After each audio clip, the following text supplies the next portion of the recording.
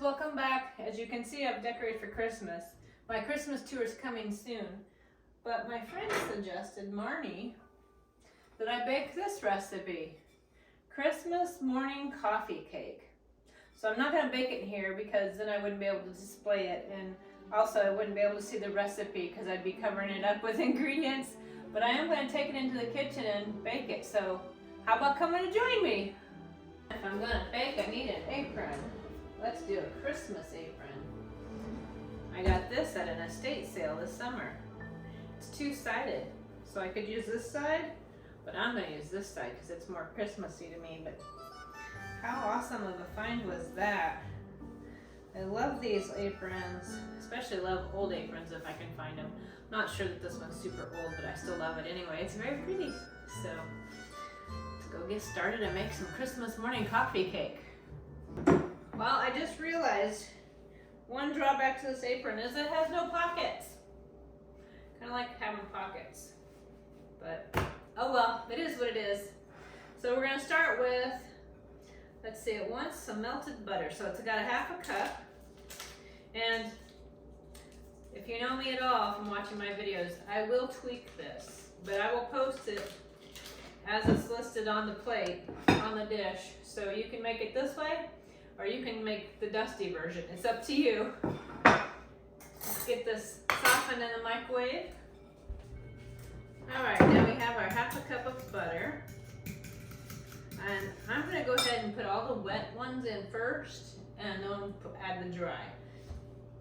It actually separates the dry from the wet and then combines them, but I'm a lazy baker, so once again, you can follow the instructions or you can do it my way. It's entirely up to you, or do it your own way. Hey!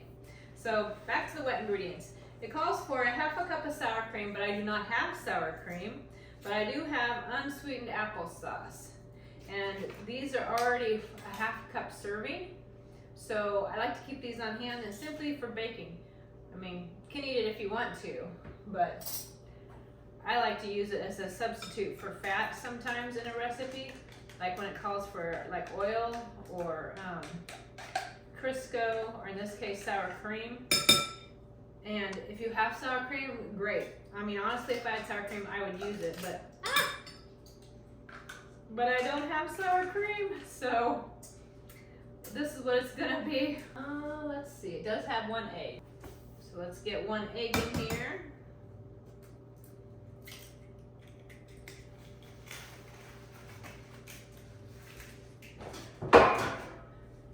And the last wet ingredient is vanilla.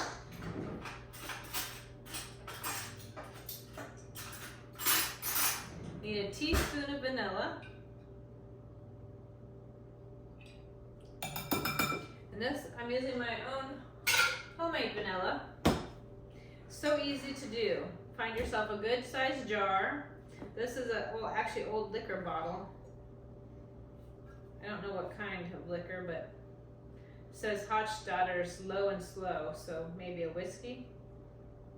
Anyway, fill it with vodka. You can use just the cheapest brand of vodka you can find. I've also used some of the flavors like vanilla, cupcake. If you want any of the flavors, it'll just enhance the vanilla with a different note to it. And then get 10 to 15 vanilla beans. You can buy those actually on Amazon or Beanzilla. Cut them up, put them in here, cover it, put this in a dark place, like a dark cupboard, and forget about it for 1 to 2 months. I know some places even recommend 6 months. I don't have the patience for that, so usually after about a month, I start using it. But I also leave the beans inside at the bottom because it's not hurting anything, it's just releasing more flavors.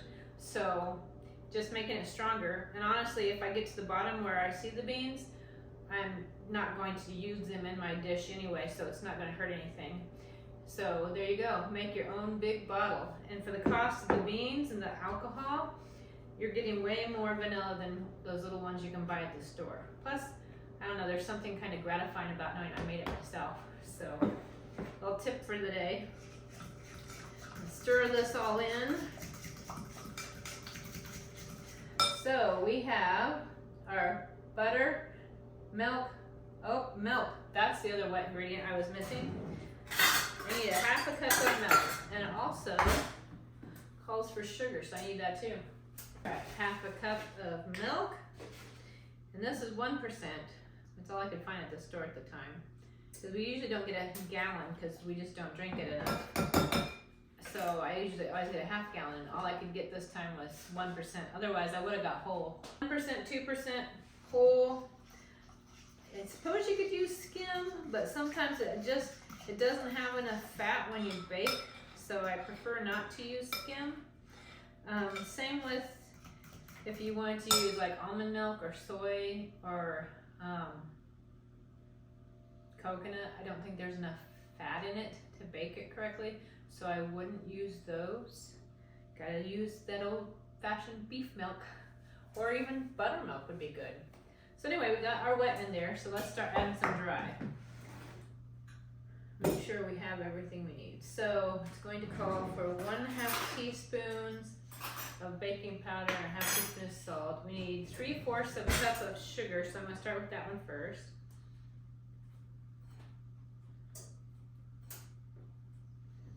There we go, 3/4 of a cup of sugar. And I'm going to go ahead and add the salt as well, 1/2 teaspoon. And the flour and the baking powder, I'm going to wait until I've got this stirred in and stir them in last.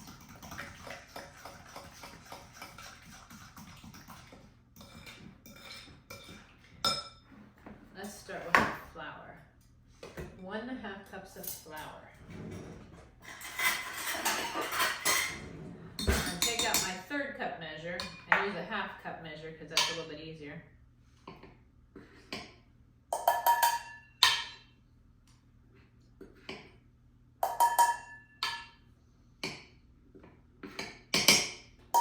There's our 1.5 cups of flour.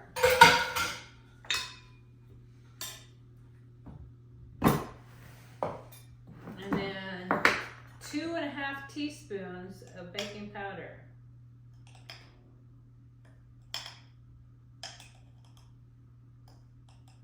There we are, 2.5 teaspoons.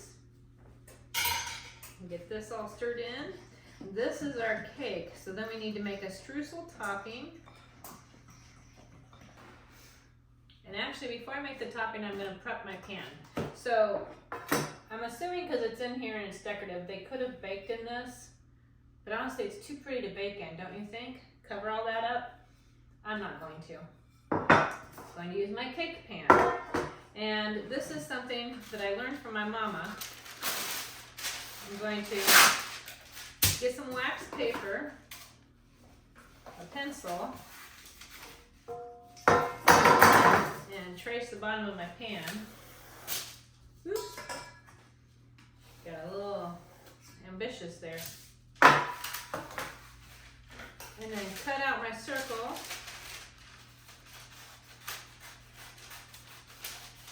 Doesn't have to be perfect, it's just going to help with the bottom so I don't have to grease it as much. I don't want to use flour because sometimes when you grease it in flour, the flour can make it dry. But I want it to be able to pop out of this pan because I'm going to put it in a cake dome so we can see it and enjoy it. If I was going to leave it in this pan, I wouldn't do this. But since I want to remove it from the pan, I'm doing this.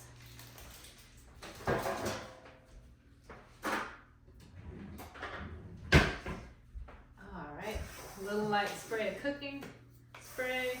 And this is a pure avocado oil spray because avocado is better than seed oil. And then we're going to put the pan that will help. The reason I sprayed it is because it helps this stick to it. And then this will be able to pop right out when I'm done baking it, and I can peel the bottom off and it's nice and ready to go. So now my pan's ready. Now we need to work on the streusel. Here we have 2 tablespoons for the streusel of room temperature butter, and I've cubed them because we want it to be a streusel. Now we're going to add a 1/2 cup of brown sugar. And I'm using dark brown sugar, that's preferred for me, but if you don't have it or don't like it, don't worry about it. Use your good old regular brown sugar, that's fine.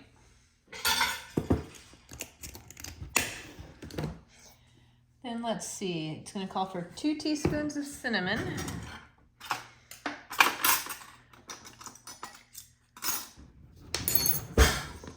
So we have Vietnamese cinnamon here. And there's our 2 teaspoons. And let's get this all crumbly. Because that's what a streusel is. It's a nice little crumbly topping. And you know what? I should get out my molasses powder and use some of that too. It doesn't call for it, but to me it would be a good place to put it because it would go with all these flavors, the cinnamon, the brown sugar, because it's basically a type of, well, it's a type of sugar, molasses. It's like what they use in gingerbread, so it sounds amazing to me. Like I said, it doesn't call for it in the recipe, but you can make it your way, you can make it their way, or you can make it my way. So I'm going to add some molasses powder. Let's add a 1/2 teaspoon of molasses powder. There we go.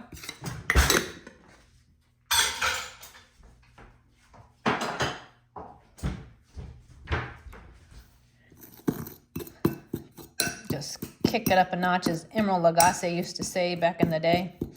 I don't know if he still does it. I haven't seen him on his cooking channels forever, but my daughter used to like to watch him. He put stuff in there and bam! Now it does call for some pecans or walnuts. I usually prefer pecans because they're sweeter. It's optional, so if you don't want nuts or can't have nuts, don't feel bad about it. Don't use it.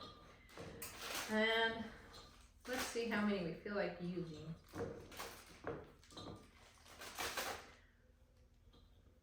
Maybe a little bit more. There we go. I'm gonna have to get some more pecans. My stash is getting low.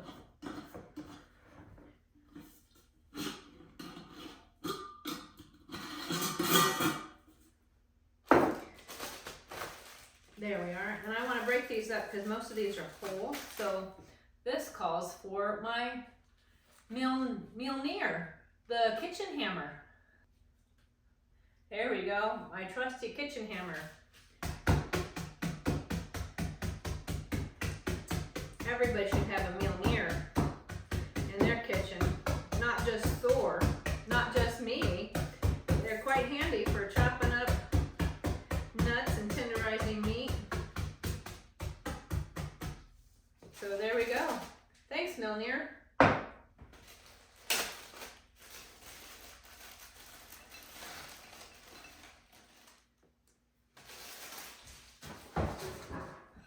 So crumble these in.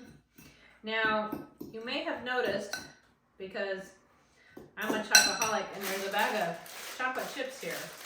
So once again, we're gonna dustify it a little bit. So first, put 1/2 of this on the bottom. So we're gonna spread 1/2 of it onto the bottom.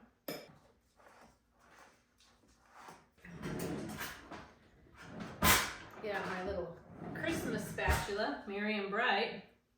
They were set, I got at Walmart because I couldn't pass them up because, I mean, hello, Christmas, couldn't pass them up. So now we have 1/2 the layer in here. We're going to do 1/2 of the streusel. Better have a spoon for that. Go a little bit easier.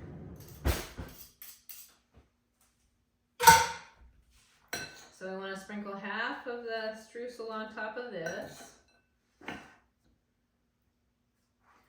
Now, if you didn't want to do it my way, then you would just put this on top and put this on top and it'd be ready to go. But I'm adding chocolate chips in the middle because I want to. These are actually chocolate chunks. I maybe would have used mini if I had it, but maybe not. Kind of like the idea of the big chocolate chunks.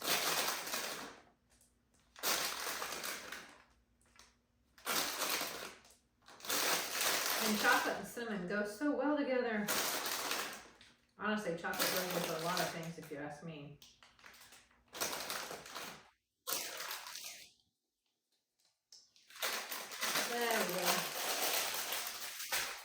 going to top it again with the remaining batter.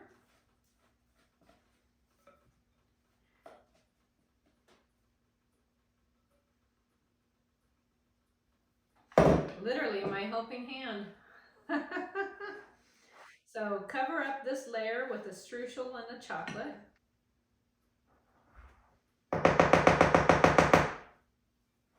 And now we'll top it with the rest of the streusel. And if you really want to go overload, you could probably put more chocolate on top, but I kind of don't want to this time. I just want that hint in the middle. That will be just right. You could always do white chocolate if you wanted to do that. Our holiday M&Ms would be fun. Butterscotch, but butterscotch might be a little bit overly sweet.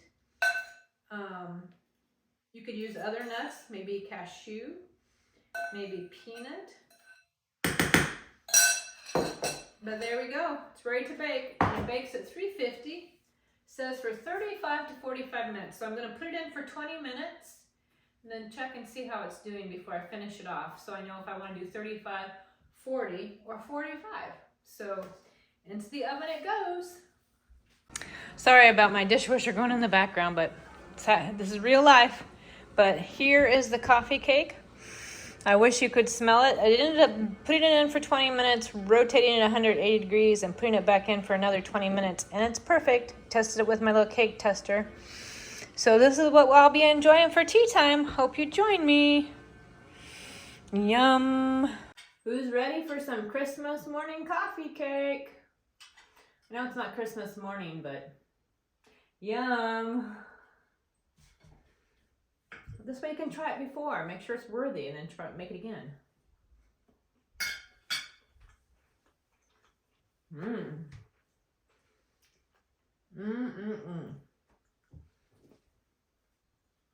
Wow. This is delicious.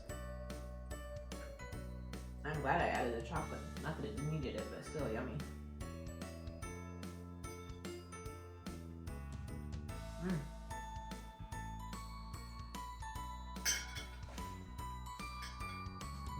So good. See the chocolate? Yum.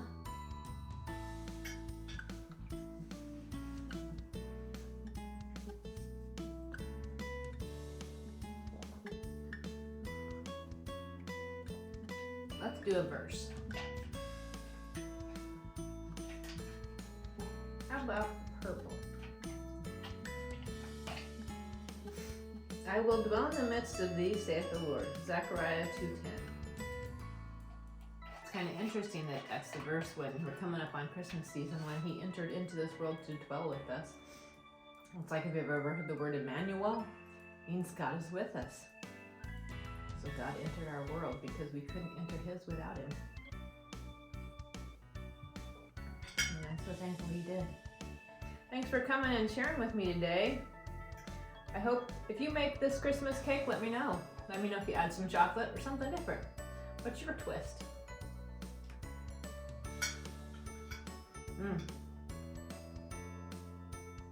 Would be a good morning coffee cake with some coffee. I should have made my cacao. But I've been on a tea kick. Love tea. So good.